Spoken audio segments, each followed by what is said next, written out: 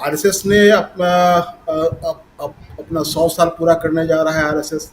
लेकिन इतने इस लंबी अवधि में अगर उसको कभी सद्बुद्धि आई किसी की झिड़की पर, तो मुझे लगता है कि वो राबड़ी देवी की झिड़की थी, जब उन्होंने कहा था कि आरएसएस के लोगों को हाफ पैंट पहनने में शर्म आती है कि नहीं। और उसके तत्काल बाद 6 महीने भी नहीं हुए और आरएसएस ने अपना गणवेश बदल लिया, हाफ पैंट के बदले वो फुल पैंट पहनने लगे।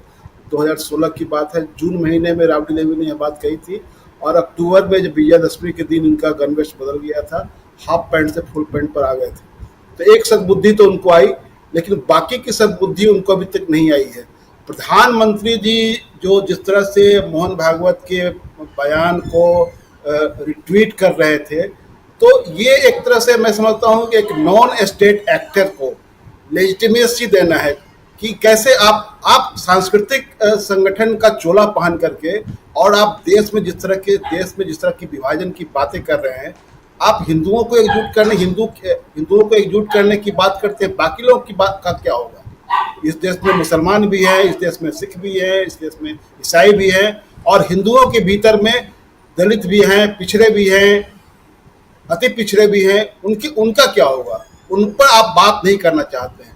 तो ये जो समूह है, जो इनकी जो आकांक्षाएं हैं, जो इनकी आकांक्षाएं आज जो बलवती हुई है, उन बलवती होती आकांक्षाओं पर आप पानी फेरना चाहते हैं। आप चाहते हैं कि उनको दबा दिया जाए, उनकी आवाज़ों को दबा दिया जाए, और एक भावनात्मक मुद्दे को सामने रख करके आप इस देश में धार्मिक गोलबंदी करना चाहते हैं, और हिंदुओं की गोलबंदी के नाम पर एक नफरत का पूरा माहौल बनाना चाहते हैं। आप बताइए कि हिंदुओं पर किस तरह का खतरा है? किस तरह के खतरे की बात करते हैं? किस तरह की एकता की बात करते हैं? किस तरह की कमजोरी की बात? हिंदू समाज कमजोर होगा तो देश टूट जाएगा। किस तरह की कमजोरी दिखाई दे रही है? आज तक इस देश में 1000 साल से तो कम से कम हिंदुओं की कोई संख्या कम नहीं हुई है। हिंदुओं में कभी हिंदू जिसको जो कोट अनकोट जो हिंदू हैं, उनको लेकर के कुछ ऐसा नहीं हो गया है कि उनके ऊपर विपत्ति आ गई है। जो मुसलमान है वो उनकी संख्या बढ़ गई है। तो ये जो पूरा जो विमर्श ये मोहन भागवत जी लेकर के आ रहे हैं, वह विमर्श अपने आप में एक खतरनाक विमर्श है। वो पूरा पावर एंजॉय करते हैं, पूरा स्टेट का वो ऑनर एंजॉय करते हैं, लेकिन जवाबदेही कुछ नहीं है। वो उनको सबसे ज़्यादा सुरक्षा मिली हुई है, प्रधानमंत्री जी उनको इंडोर्समेंट मिलता है, और वो इस देश में हिंदुओं को एकजुट होने की बात करते हैं, बाकी किसी की बात नहीं करते हैं। वो मुसलमानों को भूल जाते हैं। क्या मुसलमान इस देश के नागरिक नहीं है? आरएसएस 47, 1948, 1975, 1992, इन तमाम अवधियों में उस पर प्रतिबंध लगे। क्यों प्रतिबंध लगे? आरएसएस ने इस देश में की एकता अखंडता पर चोट पहुंचाई, इसलिए प्रतिबंध लगा उनके ऊपर में। इनको लेजिटिमेसी किन लोगों ने दी? इनको यहाँ के सोशलिस्टों ने लेजिटिमेसी दी, और कांग्रेस के एक बड़े धड़े ने दी। और इसका नतीजा है कि ये आज इनको इस देश में मैं सहमत हूँ खरगे साहब जब कह रहे हैं कि ये लोग खुद आतंकवादी हैं। और क्यों नहीं कहा जाए, ये इस देश में पहला ब्राह्मणवादी आतंकवादी पैदा करने का काम इन लोगों ने किया, जिसने गांधी की हत्या की, गोडसे ने। और ये लोग देश की एकता और अखंडता को अक्षुण्ण बनाए रखने की बात करते हैं। आप बांग्लादेश में मंदिरों पर हमले की बात कर रहे हैं। आपके देश में लगातार साईं की मूर्तियों को तोड़ा जा रहा है, उसको हटाया जा रहा है, इस पर कोई बात नहीं करते हैं आप।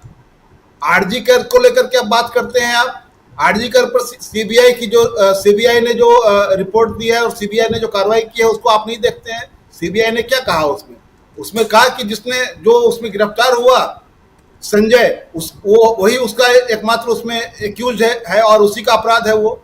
लेकिन उसको महिलाओं के सम्मान से आप जोड़ते हैं और कहते हैं कि गठजोड़ है वहाँ राजनीति का और अपराध का बंगाल में, लेकिन आपको मणिपुर याद नहीं आता है। तो ये जो सवाल है, ये इसलिए बोल रहे हैं कि जो आपने कहा, जो हरियाणा का जो चुनाव हुआ, और हरियाणा का चुनाव मैं मानता हूं कि वहां जीता हुआ चुनाव कांग्रेस हारी है, और कांग्रेस ने अपने पैर पर कुल्हाड़ी नहीं बल्कि कुल्हाड़ी पर कांग्रेस ने अपना पैर मार लिया। वो इसलिए हुआ कि वहां कांग्रेस ने अपने भीतर ग्राउंड लेवल पर जो माइक्रो लेवल पर काम करना चाहिए वो नहीं हुआ। कांग्रेस एक तरह से आत्महत्या की शिकार थी और उसने अपनी पार्टी के भीतर जो फाइटिंग थी उसको उन्होंने रिजॉल्व नहीं किया। नतीजा हुआ कि बीजेपी को वहां पर कमबैक करने का आपने अवसर दिया और जब कमबैक उनका हुआ है वहां पर इतना एंटी इनकम्बेंसी होने के बावजूद उनकी जो वापसी हुई है ये उनके लिए एक तरह से बूस्टर है। और मोहन भागवत जो आज बढ़ चढ़ करके जो बोल रहे थे जिस तरह की भाषा वो उसी का नतीजा है। आप एक तरफ अपने प्रधानमंत्री जी को नसीहत देते हैं कि आप भेदभाव नहीं करें और पूरा भेदभावपूर्ण वो भाषण कर रहे थे आज मोहन भागवत। उनका भाषण जो पूरा उकसावेपूर्ण और पूरा भेदभावपूर्ण भाषण था। इन ऐसे भाषणों के चलते तो लोग जेल जाते हैं। इनके मोहन भागवत के खिलाफ कौन कार्रवाई करेगा? जब प्रधानमंत्री ही उनके भाषण को इंडोर्स कर रहे हैं तो दूसरी कार्रवाई कौन करेगा? तो वही मैं कह रहा हूं कि जो ये एक तरह से नॉन स्टेट एक्टर को स्टेट एक्टर की भूमिका मिली हुई है और इसका नतीजा है कि इस तरह का माहौल पूरे देश में ये बना रहे हैं। इनके सामने अब महाराष्ट्र का चुनाव, इनके सामने अब झारखंड का चुनाव दिख रहा है। इस देश में गरीबी, भुखमरी, इस देश में आर्थिक असमानता, ये इनके एजेंडे पर कभी नहीं रहा है। कभी इस पर बात नहीं करते हैं। क्यों नहीं बात करते हैं आप? क्या इन चीजों की जानकारी आपको नहीं है कि इस देश में 1% अमीरों के पास इस देश की कुल संपत्ति का 40% है? ये कौन लोग हैं ये लोग? क्यों नहीं जाति जनगणना होनी चाहिए? जाति जनगणना का सवाल जब आता है तो आप कहते हैं कि जाति जनगणना हो लेकिन उसका राजनीतिक इस्तेमाल नहीं हो और आप विजयादशमी के दिन खड़े होकर के राजनीतिक भाषण करते हैं, भेदभावपूर्ण भाषण करते हैं, आप लोगों को बांटने की बात करते हैं, आप नफरत फैलाने की बात करते हैं।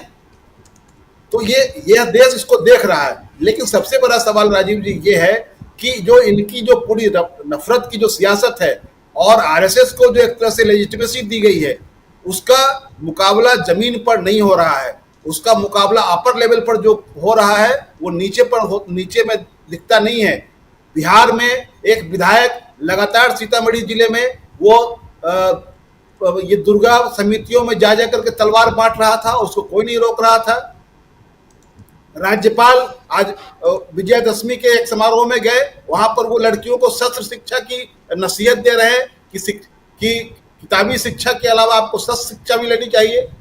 तो राजभवन से बैठ करके कोई व्यक्ति इस तरह की बातें करता है, प्रधानमंत्री जी आरएसएस प्रमुख के भाषण को रिट्वीट करते हैं।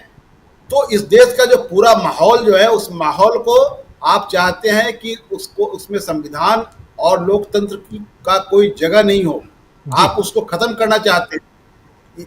ये अभी जो हरियाणा में जो तनाव हुआ था वहां जो वो तथाकथित जो साधु संत जो हैं उन्होंने क्या कहा कि हिंदू एकजुट हो जाए, हमको इस देश में सुप्रीम कोर्ट और कानून की कोई परवाह नहीं है।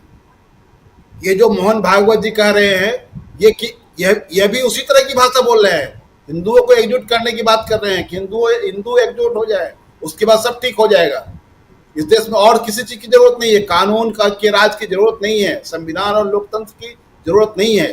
तो इनकी पूरी मंशा जो है इस देश को एक तरह से संविधान और लोकतंत्र के रास्ते से हटाना है इनको। ये जब इनके लोग जब जमीन पर जो इनके लोग काम कर रहे हैं वो क्या कर रहे हैं, वो और खतरनाक काम कर रहे हैं, उस पर कभी कोई बयान नहीं आता है। मैंने बिहार का जो उदाहरण आपको दिया, उस विधायक पर नीतीश सरकार का प्रशासन का कोई कार्रवाई नहीं कर रहा है, कोई उसको रोकने टोकने नहीं जा रहा है। तो इस तरह की कार्रवाई हो रही है। राज्यपाल उस तरह की उत्साहपूर्ण बात करते हैं। आप महिलाओं की सुरक्षा पर कोई बात नहीं करेंगे, लेकिन महिलाओं को शस्त्र शिक्षा देने की बात करेंगे। तो ये जो डपोरसंखी बातें हैं ये एक तरह से लोगों की भावनाओं को उभारना है और कुछ नहीं। आप इन चीजों को एड्रेस नहीं कर सकते हैं। आपको चाहिए कि इस देश में आप पोलराइजेशन करना चाहते हैं, धार्मिक आधार पर ध्रुवीकरण करना चाहते हैं और मुसलमानों के खिलाफ माहौल बनाना चाहते हैं और पूरी की पूरी पार्टी और पूरा का पूरा आरएसएस आतंकवादी रास्ते पर चल रहा है। जी सबके अपने विचार